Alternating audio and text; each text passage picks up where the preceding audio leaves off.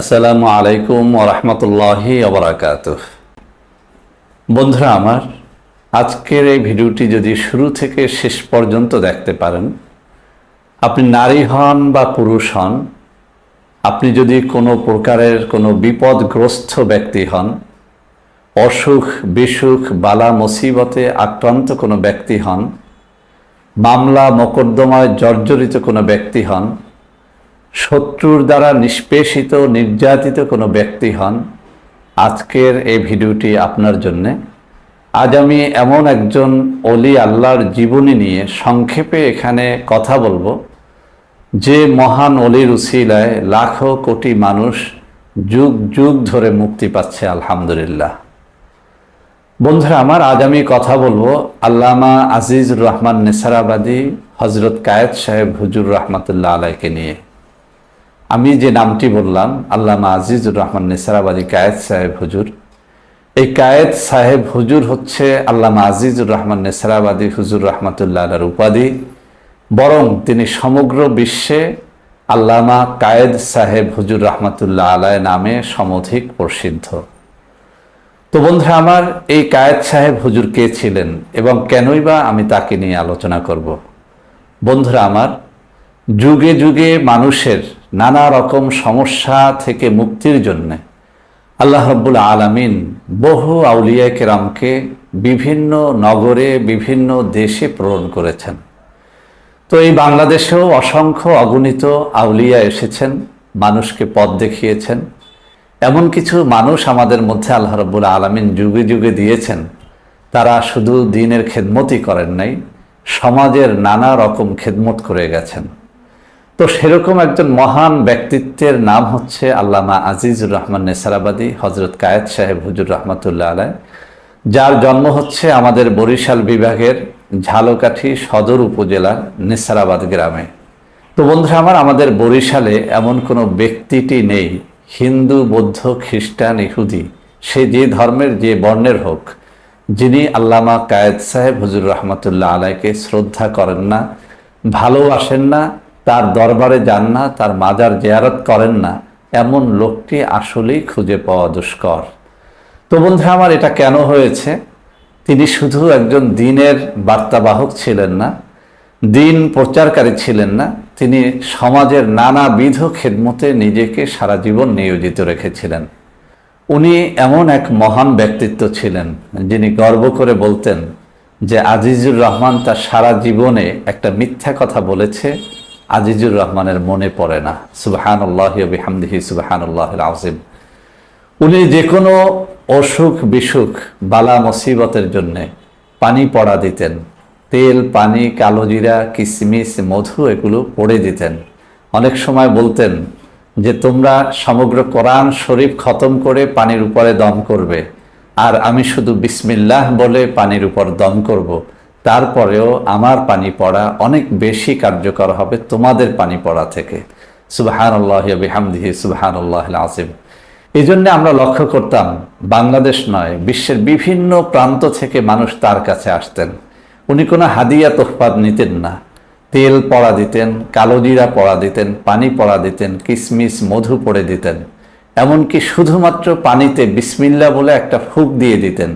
ওই পানি যত বড় কঠিন রুগীকেই খাওয়ানো হোক না কেন, রুগীটি সাথে সাথে আরোগ্য লাভ করত। সুবহানাল্লাহি ওয়া বিহামদিহি সুবহানাল্লাহিল আযীম।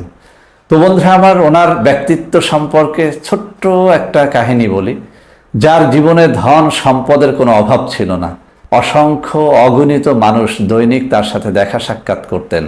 কেউ কোনো ফল ফলাদি নিয়ে আসতেন, টাকা নিয়ে আসতেন। এমনও দেখেছি যে একই ব্যক্তি 10 লাখ টাকা 20 লাখ টাকা ওনার হাতে হাতিয়ে তুলে দিতেন। উনি প্রত্যেককে আলাদা আলাদাভাবে জিজ্ঞেস করতেন যে 5 ওয়াক্ত নামাজ আদায় করো কিনা। তো কোনো ব্যক্তি যদি বলতো যে না হুজুর আমি 5 ওয়াক্ত নামাজ আদায় করি না, উনি সাথে সাথে তার হাদিয়াটা ফেরত দিয়ে দিতেন এবং বলতেন যে তুমি 5 ওয়াক্ত নামাজ আদায় করে এরপরে এই হাদিয়া আমার কাছে নিয়ে আসবে, আমি গ্রহণ করব, তার আগে নয়। সুবহানাল্লাহি ওয়া বিহামদিহি সুবহানাল্লাহিল আযীম। যত টাকা ওনার কাছে দৈনিক আসতো মান্যতের জন্য, আমরা কখনো কখনো দেখেছি যে কোনো দিন একদিনই 5 লাখ 10 লাখ 20 লাখ হয়ে যেত, কিন্তু উনি মান্যতের সমস্ত টাকা গরিব দুঃখী মিসকিনকে বিলিয়ে দিতেন। সুবহানাল্লাহি ওয়া বিহামদিহি সুবহানাল্লাহিল আযীম। টাকা পয়সা, ধন দৌলত বা দুনিয়ার প্রতি তার সামান্যতম মোহ ছিল না। এই কারণে আমরা দেখতাম যে ওনার ব্যক্তিত্ব এতটাই প্রখর ছিল, বড় বড় মন্ত্রী, মিনিস্টার, অনেক বড় লেভেলের অনেক ব্যবসায়ী, অনেক সমাজপতি ওনার কাছে সামান্য দোয়া নেয়ার জন্য ঘন্টার পর ঘন্টা লাইনে দাঁড়িয়ে থেকে তারপরে দেখা সাক্ষাৎ করতেন। ওনার কদমের সামান্য ধুলি নেয়ার জন্য আমি এমন সব মন্ত্রীদের দেখতাম যেসব মন্ত্রীদের কাছে যাওয়াটাই দুষ্কর আমাদের মতো মানুষের জন্য, কিন্তু সেই সব বড় পদের মন্ত্রীরা এসে ওনার দরবারে ঘন্টার পর ঘন্টা বসে থাকতেন। যতক্ষণ পর্যন্ত না তিনি তার খাস কামরায় ডাকতেন ততক্ষণ পর্যন্ত কোনো মন্ত্রীর অধিকার ছিল না বলার যে দরজাটা খোলো, হুজুরকে একটু দেখব। উনি যখন ডাকতেন তখনই যেতেন। তো যাই হোক, ওনার মতো মহান ব্যক্তিত্বের জীবনী যদি আমি ঘন্টার পর ঘন্টা আলোচনা করি শেষ হবে না। ওনার সব থেকে বড় কারামত ছিল ওনার সামনে এসে কেউ মিথ্যা কথা বলতে পারতেন না। আমাদের দেশে এখনো একটা বিষয় প্রচলিত আছে, আগেও ছিল। যখন উনি হায়াতে বেঁচে ছিলেন আমরা দেখেছি কোথাও ডাকাতি হলে, কোথাও কোনো বড় ধরনের অপরাধ সংঘটিত হলে প্রতিপক্ষ যদি তাকে বলতো যে তোমার সব কিছু মেনে নিলাম, কিন্তু তুমি একবার বলবে, হযরত কায়েদ সাহেব হুজুর রহমতুল্লাহ আলাইহির হাত ধরে তুমি একবার শুধু বলবে যে আমি ডাকাতি করি নাই, যদি বলতে পারো আমরা মামলা মোকদ্দমা তুলে নেব। তুমি যদি বলতে পারো এই মোবাইলটা আমি চুরি করি নাই, এটা যদি হুজুরের হাত ধরে বলতে পারো আমি মোবাইলের দাবি ছেড়ে দেব। আমরা দেখেছি যে কোনো অপরাধী, প্রকৃত অপরাধী তার হাত ধরে কখনো মিথ্যা বলার সাহস পেতেন না। এর একটা বড় কারণ ছিল, কয়েকবার দেখা গেছে যে কোনো অপরাধী তার হাত ধরে মিথ্যা কথা বলেছে, লোকটি সাথে সাথে পাগল হয়ে গেছে। এরকম দুই একটা পাগল এখনো আমাদের ঝালকাঠিতে বেঁচে আছে, যারা হুজুরের হাত ধরে মিথ্যা বলে পাগল হয়ে গেছে। 2008 সনে উনি মারা গেছেন। ওনার কবর মোবারক এখনো ঝালকাঠির নেছারাবাদ গ্রামে রয়েছে। ওনার করা বিশাল প্রতিষ্ঠান সেখানে এখনো দিনের আলো ছড়াচ্ছে। এখনো পর্যন্ত কোনো ডাকাত, চোর, বদমাইশ, কোনো প্রতারক, গুন্ডা ওনার মাজারের সামনে দাঁড়িয়ে কখনো মিথ্যা বলতে পারেন না। এখনো আমাদের ঝালকাঠিতে কোনো বড় মামলার আসামিকে যদি বলা হয় যে আমরা মামলা তুলে নেব, যদি তুমি একবার শুধু কায়েদ সাহেব হুজুরের মাজারের সামনে দাঁড়িয়ে বলবে যে এই অপরাধটা তুমি করো নাই, আমরা দেখেছি যে কোনো অপরাধী সে কিন্তু মাজারের সামনে এসে এই কথা বলতে সাহস করে না, কেননা সে জানে যদি মাজারের সামনেও মিথ্যা কথা বলে সে পাগল হয়ে যাবে। তো বন্ধুরা আমার, এরকম একটা দুটো ঘটনা নয়, হযরত কায়েদ সাহেব হুজুর রহমতুল্লাহ আলাইহির সমগ্র জীবনটাই ছিল একটা কারামত। উনি অনেক সময় বলতেন যে আমার একটা হালত আসে, যে হালতে আমি প্রত্যেকটা ব্যক্তির কলবের দিক তাকিয়ে বলতে পারি এই লোকটা চোর, বদমাশ, গুন্ডা, প্রতারক বা অন্য কিছু। তো অনেক সময় সাবধান করে দিতেন, তোমাদের মধ্যে যারা প্রতারক, গুন্ডা, বদমাশ, চোর আমার এই হালত অবস্থায় আমার সামনে আসবে না, আমি কিন্তু ধরে ফেলবো। আমরা এরকম অনেক ঘটনা দেখেছি যে তার বাড়ির মাহফিলে কোনো চোর এসেছে, গুন্ডা এসেছে, জুতা চুরি করবে, তার সামনে পড়েছে, সাথে সাথে সে ধরে ফেলেছে এবং পুলিশের হাতে তুলে দিয়ে বলেছে যে এটা একটা চোর। পুলিশ তদন্ত করে স্বীকার করিয়েছে যে আসলেই সেটা ছিল চোর। সুবহানাল্লাহি ওয়া বিহামদিহি সুবহানাল্লাহিল আযীম। তো বন্ধুরা আমার, আজকের এই মহান ব্যক্তিত্ব, মহান ওলি আল্লামা আজিজুর রহমান নেছারাবাদী কায়েদ সাহেব হুজুর রহমতুল্লাহ আলাইহি, উনি আমার আপন নানা, আমি ওনার বড় নাতি, অর্থাৎ কায়েদ সাহেব হুজুর রহমতুল্লাহ আলাইহির বড় মেয়ে ফাতেমা বেগমের আমি বড় সন্তান। তো ছোটবেলা থেকে নানার সাথে চলতে চলতে অসংখ্য অগণিত কারামতের আমি একজন জ্যান্ত সাক্ষী। আজ হযরত কায়েদ সাহেব হুজুর রহমতুল্লাহ আলাইহির একটা প্রতিষ্ঠিত প্রতিষ্ঠান এবং তার একটা প্রতিষ্ঠিত ফান্ড নিয়ে কথা বলবো, যে ফান্ডে যে কেউ যে কোনো উদ্দেশ্যে মান্যত করলে সাথে সাথে মান্যতটা পূর্ণ হয়। তো বন্ধুরা আমার, এই ফান্ড গঠনের একটা ছোট্ট ইতিহাস আছে আমার মায়ের মুখ থেকে শোনা। আমি সেই ইতিহাসটুকু বলে এই ফান্ডের কারামত নিয়ে আলোচনা করব। বন্ধুরা আমার, আপনারা সবাই জানেন আল্লাহ রসুল সাল্লাল্লাহু আলাইহি ওয়াসাল্লাম তার বড় কন্যা মা ফাতেমাতুজ জোহরা রাদিয়াল্লাহু তাআলা আনহাকে অত্যন্ত ভালোবাসতেন। তো আমার নানার মুখে আমি শুনেছি তিনি বলেছেন, আমি আমার বড় কন্যা ফাতেমার নাম ফাতেমা রেখেছি এই কারণে যে আল্লাহ রসুল সাল্লাল্লাহু আলাইহি ওয়াসাল্লামের বড় কন্যার নাম ছিল ফাতেমা। অতএব আমি আমার আদরের কন্যা ফাতেমাকে অত্যন্ত ভালোবাসি, তোমরাও এই ফাতেমাকে ভালোবাসবে। তো বন্ধুরা আমার মায়ের মুখ থেকে শোনা এই ঘটনাটি বলেই আমি আমার আসল আলোচনায় চলে যাব। আমার মায়ের মুখে শুনেছি হযরত কায়েস সাহেব হুজুর রহমাতুল্লাহ আলাইহ একবার আমাদের গ্রামের বাড়িতে রাজাপুরের চারাখালীতে মাহফিলে আসলেন। মাহফিল শেষ করে পরদিন ফজরের নামাজের বাদ, ইশরাকের বাদ হযরত কায়েস সাহেব হুজুর রহমাতুল্লাহ আলাইহ বাড়ির মধ্যে ঢুকলেন, আমার মাকে ডেকে তার পাশে বসালেন। এরপর আমার মাকে উদ্দেশ্য করে বললেন যে, ফাতেমা, তোমাদের এই বাড়ির দ্বীনি প্রতিষ্ঠানগুলোকে একত্র করে আমি একটা ফান্ড কায়েম করে যাচ্ছি। মাদ্রাসা, মসজিদ, এতিমখানা, মক্তব, লিল্লা বোর্ডিং, এভাবে 7টা ফান্ডকে একত্র করে তোমার এই বাড়িতে আমি যে প্রতিষ্ঠানগুলো কায়েম করে দিয়েছি, এই 7টা ফান্ডকে একত্র করে আজ প্রতিষ্ঠা করে গেলাম 7 ফান্ড। যে ব্যক্তি এই 7 ফান্ডে কোনো বিপদ আপদ বালা মুসিবতে আক্রান্ত হয়ে মান্যত করবে, আল্লাহ রাব্বুল আলামিন তার মান্যতকে কবুল করবেন। ফাতেমা, তোমাকে আমি নির্দেশ দিচ্ছি এই 7 ফান্ডের তুমি প্রচার করবে। তো বন্ধুরা আমরা তখন ছোট ছিলাম। আমরা যখন বড় হয়ে গেলাম, আমার মা আমাদেরকে ডেকে বললেন, একটা কাগজ দেখিয়ে বললেন যে এই কাগজটা তোমার নানা হযরত কায়েস সাহেব হুজুর রহমাতুল্লাহ আলাইহির নিজ হাতে লেখা, তোমরা পড়ে দেখো, এখানে 7টা ফান্ডের কথা উল্লেখ আছে। অর্থাৎ কায়েস সাহেব হুজুর রহমাতুল্লাহ আলাইহ আমার মাকে শুধু বললেন না, হাতে 7টা ফান্ড একটা কাগজে লিখে দিয়ে গেলেন। এখনো পর্যন্ত স্মৃতি হিসেবে আমার মায়ের কাছে সেই 7 ফান্ডের কাগজটা সংরক্ষিত আছে।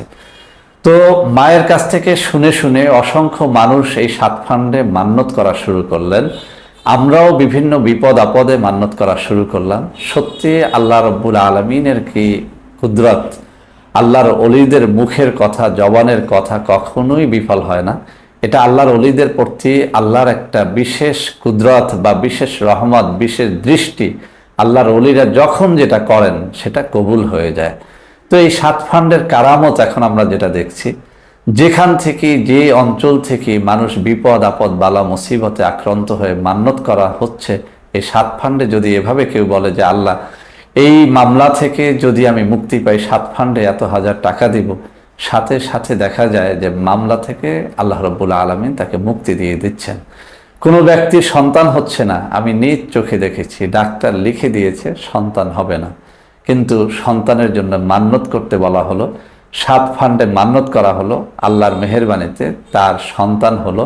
আমি নিজে দেখেছি 7 ফান্ডে টাকা নিয়ে হাজির হতে এমন কিছু মানুষ যাদের সন্তান হচ্ছিল না, ইন্ডিয়া গিয়েও হচ্ছিল না, বিভিন্ন কান্ট্রিতে বড় বড় চিকিৎসকের দ্বারস্থ হয়েও হচ্ছিল না, 7 ফান্ডে মান্যতের উসিলায় সন্তান হয়ে গেছে আলহামদুলিল্লাহ। কেউ কাউকে বিয়ে করতে চাচ্ছে, হচ্ছে না, মান্যত করতে বলা হলো, 7 ফান্ডে মান্যত করা হলো, আল্লাহর মেহেরবানিতে বিয়েটা হয়ে গেল।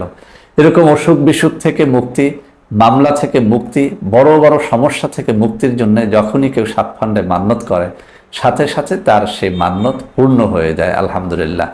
তো বন্ধুরা এরকম কয়টা ঘটনা আমি বলবো। আপনারা যারা আমার কাছে বিভিন্ন অঞ্চলে যখন আমি সফরে যাই এবং আমার সাথে দেখা সাক্ষাৎ করে নানা রকম দুঃখ কষ্ট বালা মুসিবতের কথা বলেন, তাবিজের জন্য আসেন, বিভিন্ন রকমের সমস্যার জন্য ঔষধের জন্য আসেন, আমি যখন নিরুপায় হয়ে যাই, অনেকবার ঔষধেও যখন ভালো হয় না, অনেক তাবিজেও যখন তার সমস্যা দূর হয় না, তখন আমি নিজেই বলে দেখেছি যে ভাই, মান্যত করো, কায়েস সাহেব হুজুর রহমাতুল্লাহ আলাইহির প্রতিষ্ঠিত 7 ফান্ডে মান্যত করে দেখো। এই মান্যতের কোনো টাকা পয়সা আগে দিতে হয় না। তুমি শুধু এভাবে বলবে যে আল্লাহ, অমুক মামলা থেকে নিষ্কৃতি পেলে এত হাজার টাকা 7 ফান্ডে দেব, তুমি মান্যত করে দেখো, যদি তুমি নিষ্কৃতি পেয়ে যাও মান্যত আদায় করে দিবে। আলহামদুলিল্লাহ, এরকম অনেক মানুষকে আল্লাহ রাব্বুল আলামিন মুক্তি দিয়েছেন। এরকম সন্তান হয় না, ইন্ডিয়াতে গিয়েছে সন্তান হয় না, মান্যত করতে বলেছি, আলহামদুলিল্লাহ সন্তান হয়েছে। এরকম ঘটনা অনেকগুলো আমার নিজ চোখেই দেখেছি, আগেই বললাম। তো বন্ধুরা আজকে মূলত আপনাদের সামনে এই ঘটনাগুলো বলার একটাই মকসুদ, সেটা হচ্ছে আপনারা যারা টাকার অভাবে চিকিৎসা নিতে পারেন না, একটা বড় মুসিবতে পড়ে গেছেন, বড় কোনো জালিম আপনার উপর নির্যাতন করছে, এই জালিমকে দমন করা আপনার জন্য সহজসাধ্য নয়। বড় কোনো আমল করা, যেটা দিন দিন করতে হয়, বছরের পর বছর করতে হয়, শত্রু দমনের দোয়া অথবা অন্য কোনো দোয়া, পাচ্ছেন না, তাদেরকে বলবো আপনার মান্যত আপনি করে দেখেন, জাদুর মতো এটা কাজ করে। শুধু আপনি করে রাখবেন, 1 টাকাও অগ্রিম দিবেন না। আপনি 50,000 টাকা মান্যত করেছেন, সন্তান লাভের জন্য গরু মান্যত করেছেন অথবা অন্য কিছু মান্যত করেছেন, 1 টাকা কেউ আপনাকে ফোন করে বিরক্ত করে চাইবে না। আপনি মান্যত যখন পূর্ণ হবে, অর্থাৎ আপনি যে জন্য মান্যতটা করেছেন সেই মান্যতটা যখন পরিপূর্ণ হবে, মামলা থেকে নিষ্কৃতির জন্য মান্যত করেছেন, মামলা থেকে নিষ্কৃতি পেলে আপনি মান্যতের টাকা আদায় করবেন। অসুখ থেকে নিষ্কৃতির জন্য মান্যত করেছেন, অসুখ থেকে মুক্তি পেলেই কেবল আপনি মান্যতটা আদায় করবেন। অনেকেই জানেন না মান্যত কিভাবে করতে হয়, আমি সংক্ষেপে এখানে শিখিয়ে দিচ্ছি, মনে রাখার চেষ্টা করবেন। মান্যতটা এভাবে করবেন যে, হে আল্লাহ, আমার এই অসুখ থেকে যদি তুমি আমাকে মুক্তি দিয়ে দাও, আমি হযরত কায়েস সাহেব হুজুর রহমাতুল্লাহ আলাইহির প্রতিষ্ঠিত, তার বড় মেয়ের বাড়িতে প্রতিষ্ঠিত এই যে 7 ফান্ড, সেই 7 ফান্ডে আমি এত হাজার টাকা দেব।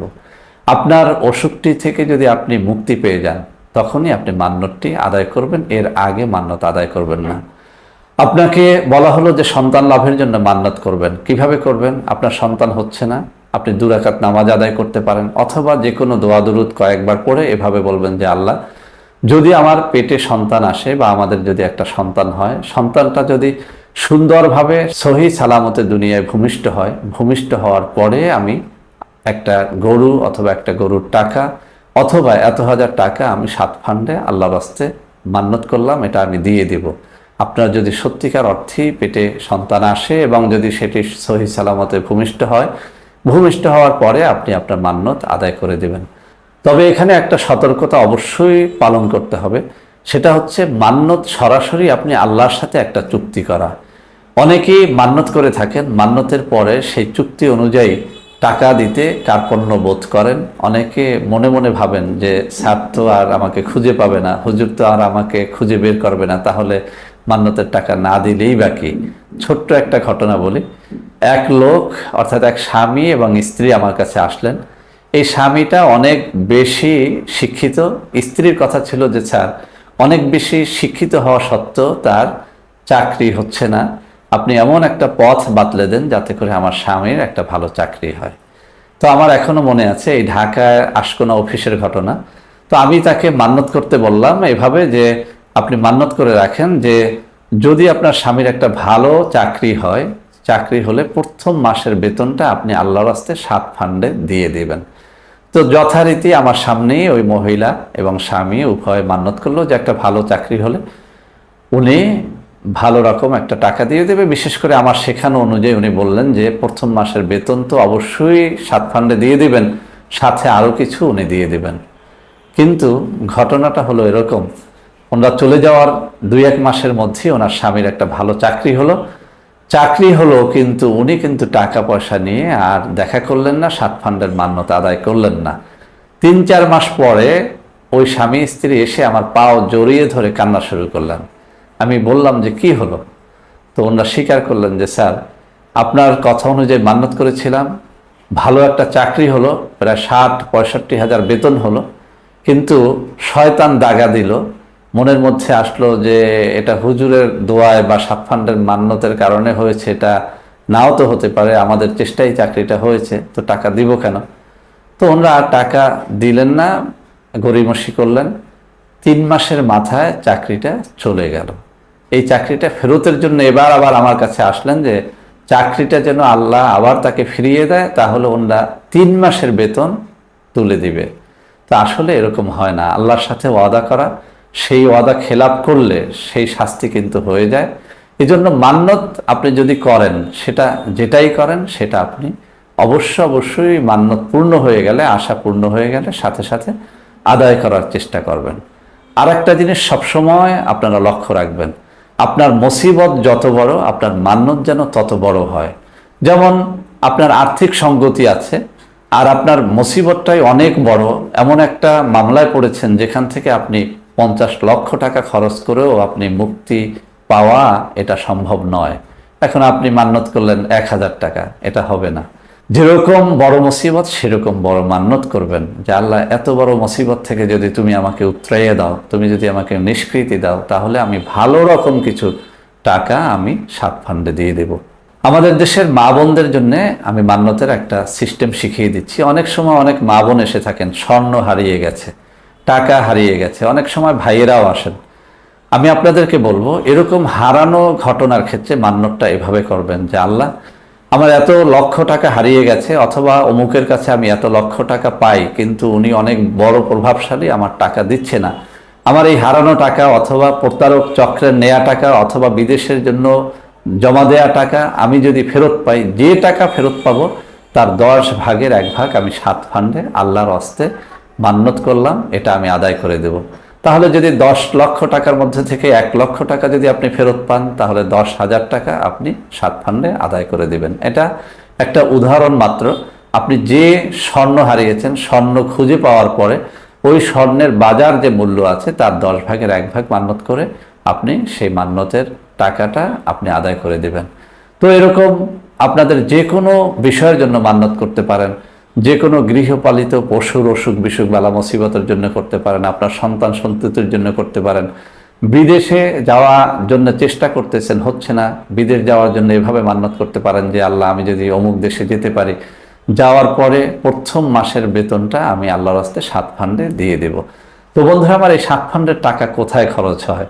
এটা কেউ খায় না। আপনারা জানেন আল্লামা মুজাম্মিলুল হক রাজাপুরী হুজুর, যিনি হযরত কায়েস সাহেব হুজুর রহমতুল্লাহ আলাইহির অত্যন্ত প্রিয় ব্যক্তিত্ব, এবং হযরত কায়েস সাহেব হুজুর রহমতুল্লাহ আলাইহ তার বড় কন্যাকে এই আল্লামা মুজাম্মিলুল হক রাজাপুরী হুজুর, যিনি আমার আব্বা, তার সাথে সুপর্দ করেছেন। অর্থাৎ মুজাম্মিলুল হক রাজাপুরী হুজুর, যিনি রাজাপুরী হুজুর নামে সুপ্রসিদ্ধ, এই হুজুরই এখন কিন্তু এই আজিজিয়া মাদ্রাসা কমপ্লেক্স, যেটা হযরত কায়েস সাহেব হুজুর রহমতুল্লাহ আলাইহ তার নিজ নামে প্রতিষ্ঠা করেছেন। আপনারা জানেন যে কায়েস সাহেব হুজুরের পূর্ণাঙ্গ নাম হচ্ছে আল্লামা আজিজুর রহমান নেসারাবাদী, আর তিনি তার নিজ নামেই আমার বাড়িতে আজিজিয়া মাদ্রাসা কমপ্লেক্স প্রতিষ্ঠা করেছেন, এবং মাদ্রাসা, মসজিদ, এতিমখানা, লিল্লা বোর্ডিং, মহিলা মাদ্রাসা, এগুলো সব কিছু মিলিয়ে 7টা ফান্ড কায়েম করেছেন। আলহামদুলিল্লাহ, এই 7 ফান্ড এখন অত্র অঞ্চলের একটা সবথেকে কারামতি ফান্ডে পরিণত হয়েছে। তো বন্ধুরা আমার, এই 7 ফান্ডে আপনারাও মান্যত করে দেখেন, যে কোনো উদ্দেশ্যে। আমি আবারও বলছি, পরীক্ষামূলক মান্যত করে দেখেন, ফল পাবেন। এটা আল্লাহর ওলিদের একটা কারামত। আল্লাহ রাব্বুল আলামিন আল্লাহর ওলিদের মাধ্যমে এমন কিছু ঘটনা ঘটিয়ে দেখান, যার মাধ্যমে অমুসলিমরাও মুসলিম হয়ে যায়, ফাসেক ফুজ্জাররা তাদের ফুসুকি ছেড়ে দ্বীনের পথে চলে আসে, নামাজ ধরে, রোজা ধরে, আল্লাহর পথ ধরে। তো বন্ধুরা আমার, আজ আর কথা বাড়াবো না। যারা নানা রকম বিপদে আক্রান্ত আছেন তাদেরকে বলবো, অবশ্যই আপনারা চলে আসবেন, 7 ফান্ডে মান্যত করবেন। যে কোনো বিপদের জন্য পরীক্ষা করে দেখেন, ইনশাআল্লাহ আপনাদের মান্যত পূর্ণ হবে। তো আজ এ পর্যন্তই, সবাই ভালো থাকবেন। সবশেষে একটা কথা বলে দিচ্ছি, আমাদের প্রত্যেকটা ভিডিও নকল হয়, বিভিন্ন চ্যানেলে দেখবেন একদল প্রতারক চক্র আমাদের ভিডিওগুলো ওইসব প্রতারণাপূর্ণ চ্যানেলে দিয়ে আমাদের নম্বরগুলো সেখান থেকে সরিয়ে ফেলে, এরপরে তাদের নাম্বার দিয়ে ওই নাম্বারে টাকা পয়সা চেয়ে থাকে, এভাবে আপনাদের কাছ থেকে লাখ লাখ টাকা হাতিয়ে নিয়ে থাকে। আপনারা যারা 7 ফান্ডের টাকা দিবেন, সরাসরি আমার সাথে দেখা সাক্ষাৎ করে দিবেন, অথবা ভিডিও কলে আমাকে দেখে এরপরে টাকা পয়সা লেনদেনের চেষ্টা করবেন। অন্যথায় শুধুমাত্র ফোনে কথা বলে আপনারা কোনো ধরনের টাকা পয়সা লেনদেন করবেন না। এই ভিডিওর স্ক্রিনে বেশ কয়েকটা নাম্বার দেয়া থাকবে, সেই নাম্বারে যোগাযোগ করেও আপনারা 7 ফান্ডের টাকা পরিশোধ করতে পারবেন। সবাই ভালো থাকবেন। আল্লাহ হাফেজ। আসসালামু আলাইকুম ওয়া রাহমাতুল্লাহি ওয়া বারাকাতুহু।